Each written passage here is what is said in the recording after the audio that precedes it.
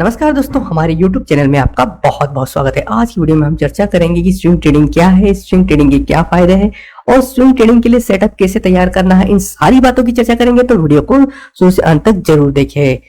Video शुरू करने से पहले डिस्क्लेमर, ये वीडियो सिर्फ एजुकेशन पर्पस के लिए है, इन्फॉर्मेशन पर्पस के लिए। अगर इस वीडियो के माध्यम से अगर आप ट्रेडिंग करते हैं और आपको प्रॉफिट लॉस होता है तो उसके लिए हम जिम्मेदार नहीं रहेंगे। तो ये डिस्क्लेमर पूरा ध्यान से पढ़ ले। स्विंग ट्रेडिंग के बारे में थोड़ा सा जान लेते हैं कि स्विंग ट्रेडिंग होती क्या है। तो स्विंग ट्रेडिंग एक ऐसी ट्रेडिंग शैली है जिसमें किसी भी स्टॉक को कुछ दिन से लेकर कुछ हफ्ते तक होल्ड किया जाता है ताकि मध्यम अवधि में प्राइस मूवमेंट से प्रॉफिट कमाया जा सके। ठीक है, तो आप इसमें मिनिमम 3 दिन, 1 वीक या 1 मंथ तक होल्डिंग करते हैं, इसे ही स्विंग ट्रेडिंग कहते हैं। ठीक है, स्विंग ट्रेडिंग के क्या फायदे हैं? अगर आपके पास अच्छा हाई प्रोबेबिलिटी सेटअप वाला स्विंग ट्रेडिंग सेटअप है तो आप बहुत कम स्ट्रेस लेंगे। आपको दिन भर स्क्रीन है उसको देखने की आवश्यकता नहीं है।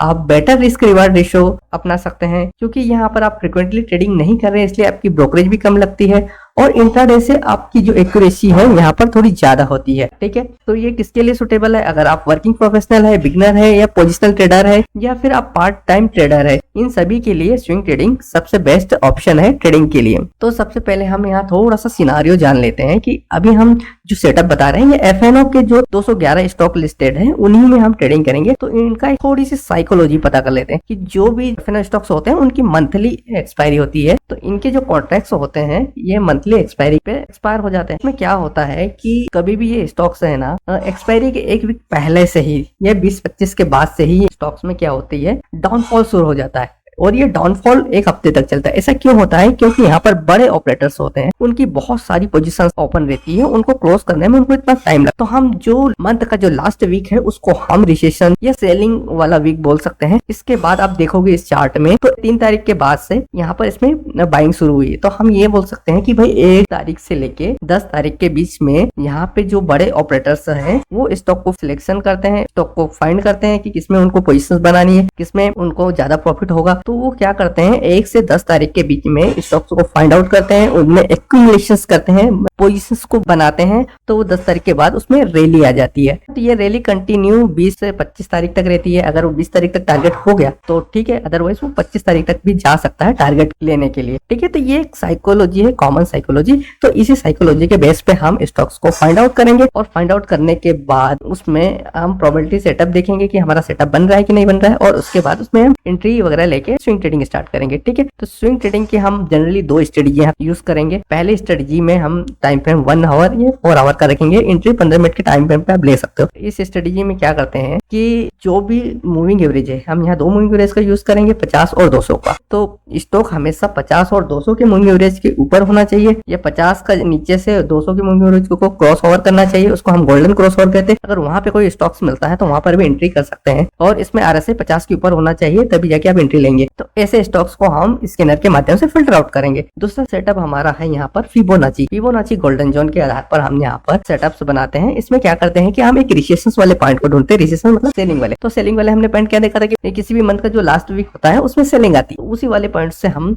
स्विंग हाई और स्विंग लो मार्क करेंगे। स्विंग हाई और लो मार्क करने के बाद उसमें जो हमारे फिबोनाची रेशियो है 38.2%, 50%, 61.8%, इन्हीं फिबोनाची रेशियो के आधार पर हम उसमें मार्किंग करेंगे। मार्किंग करने के बाद हम उसमें एंट्री वाले क्राइटेरिया फाइंड आउट करने के बाद बाय करेंगे स्टॉक्स को। इसको भी फाइंड आउट करने के लिए हमारे पास स्कैनर है, स्कैनर के माध्यम से फाइंड आउट करेंगे। तो एक इसका चार्ट वगैरह देख लेते हैं। देखिए ये हमारा मूविंग एवरेज का 50 मूविंग एवरेज और 200 मूविंग एवरेज को जैसे क्रॉस किया तो गोल्डन क्रॉस ओवर हुआ। देखिए यहाँ से स्टॉक कैसे रैली हुआ। तो यहाँ RSI को भी आप थोड़ा कंफर्मेशन कर लेंगे कि ये 50 के ऊपर गया है, तो यहाँ पे थोड़ा सा हाई प्रोबेबिलिटी सेटअप बन गया है। आप देख सकते हो यहाँ पे W पैटर्न बना है। W पैटर्न को हम वंडर पैटर्न बोलते हैं। वंडर मतलब आश्चर्यचकित, और यहाँ पे हमें आश्चर्यचकित वाले रिजल्ट मिलते हैं। देखो ये ऐसे, यही moving average cross over strategy है। दूसरी हमारी जो स्ट्रेटजी थी हमने फिबोनाची के आधार पर देखी थी। तो हमने क्या देखा था कि पिछले हफ्ते जो भी गिरावट होती है उसमें हम एक स्विंग हाई और स्विंग लो को ढूंढते। तो एक रैली बनी है, आप देखोगे ये 29 के बाद से जो रैली बनी है इसने क्या किया है, 200 के मूविंग एवरेज को टच किया है ना। तो हम नीचे स्विंग लो से स्विंग हाई तक मार्क करते हैं। यहाँ पे हमारे जो गोल्डन रेशियो आते हैं 61.8% से 38.2% के आसपास जो गोल्डन रेशियो है इनको मार्केट ने रिस्पेक्ट करना चाहिए। जैसे ये हमारा यहाँ पे मैंने बॉक्स बना के रखा है। मार्केट में यहाँ पे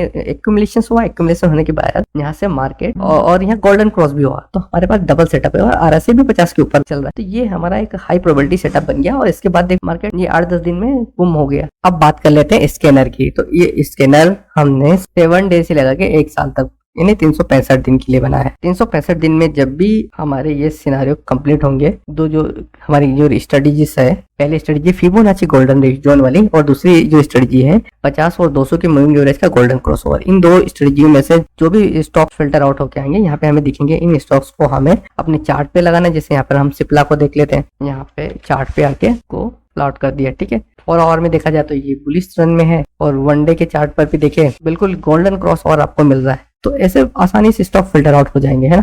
इस तरह से आप स्टॉक को फिल्टर आउट कर सकते हो, है ना। अगर आपको ये स्कैनर चाहिए, ठीक है, तो ये स्कैनर आपको मिल जाएगा। इस स्कैनर में हमने क्या किया है, FNO के सारे स्टॉक्स को लिया है, NSE की वेबसाइट से हमने ये लिस्ट निकाली है स्टॉक की। और ये जो डेटा इसमें आ रहा है ये गूगल फाइनेंस फार्मूले से आ रहा है ना। गूगल के पास जब डेटा आता है वो डेटा फिर ये सीट पे आता है। तो ये डेटा काफी डिले डेटा है ना, तो रियल टाइम में इसका यूज नहीं किया जा सकता, EOD बेस पे किया जा सकता है, यानी मार्केट बंद होने के बाद इसका यूज किया जा सकता है स्टॉक एनालिसिस। तो ये सारे पैरामीटर्स यहाँ पे हैं। ये सीट अगर आपको चाहिए तो फ्री में मिल जाएगी। इसके लिए डिस्क्रिप्शन में दिए गए फॉर्म फिल कर सकते हो और वो वहाँ पे आप अपना ईमेल आईडी मोबाइल नंबर से डालिएगा, मैं आपको ये ईमेल या व्हाट्सअप कर दूंगा, ठीक है। तो आसानी से फ्री में मिल जाएगी, इसके लिए आपको कोई भी पैसा देने की आवश्यकता नहीं है।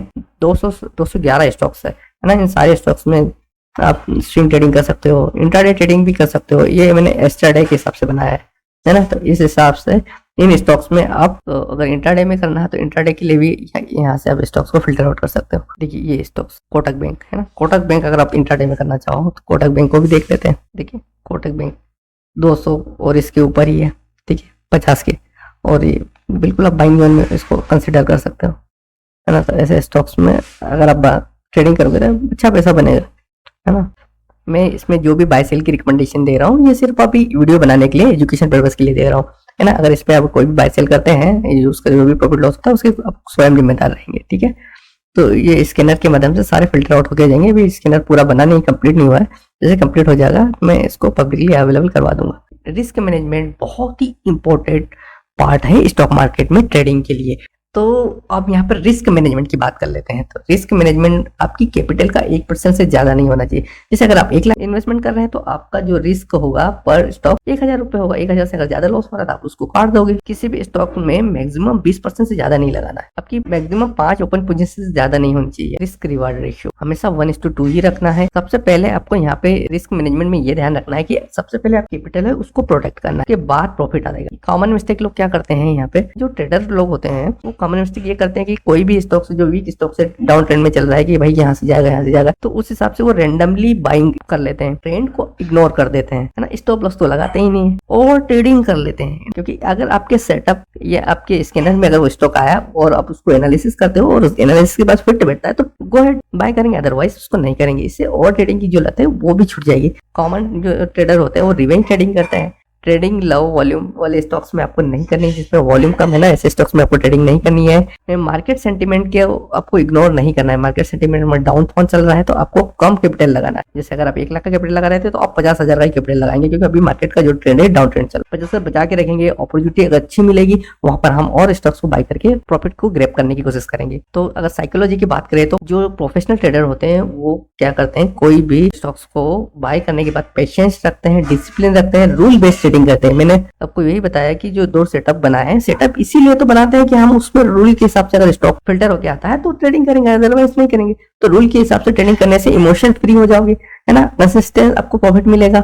अब गोल्डन रूल्स की बात कर लें तो ट्रेडर को हमेशा ट्रेंड के अगेंस्ट ट्रेडिंग नहीं करना चाहिए ना। जो ट्रेंड चल रहा है उसी के अगेंस्ट आपको ट्रेंड करना चाहिए। कभी भी अग्रेसिव बाइंग नहीं करनी चाहिए, वेट करना चाहिए, कंफर्मेशन करना चाहिए कि अगर आपकी बाइंग आई है कि नहीं आई। सबसे पहले आपको आपकी कैपिटल है उसको प्रोटेक्ट करना है। आपको कभी भी 1% से ज्यादा का रिस्क नहीं लेना है किसी भी स्टॉक्स में। जो भी ट्रेडिंग कर रहे हो उसका जनरल मेंटेन करना बहुत जरूरी हो। आपको सिर्फ ट्रेडिंग के लिए सिर्फ प्रोसेस जो बताई गई है उसी प्रोसेस पे ही फोकस करना है। तो आपको क्या करना है, सिर्फ 1 या 2 सेटअप पे ही काम करना है। इससे क्या होगा कि उन सेटअप को आप कंटिन्यू कई सालों तक करेंगे ना, तो उसमें आपको मास्टरी भी हासिल होगी और प्रोसेस पे आपको कॉन्फिडेंस आएगा। प्रॉफिट देखिए, प्रॉफिट हमेशा अगर आप रूल्स को फॉलो करोगे तो प्रॉफिट तो आसानी से बन जाएगा, ठीक है। अगर आप रूल्स को फॉलो नहीं करोगे तो प्रॉफिट नहीं बनेगा भाई, क्योंकि वही तो और ट्रेडिंग करवाएगा, रिवेंज ट्रेडिंग करवाएगा। तो स्विंग ट्रेडिंग एक बहुत अच्छी ट्रेडिंग स्ट्रेटजी है। Thank you for watching this video. अगर वीडियो अच्छा लगा तो वीडियो को लाइक कीजिएगा, चैनल को सब्सक्राइब कीजिएगा। एक बात और, डिसिप्लिन, रिस्क मैनेजमेंट और पेशेंस से आप कंसिस्टेंट प्रॉफिट कमा सकते हो। Thank you for watching this video.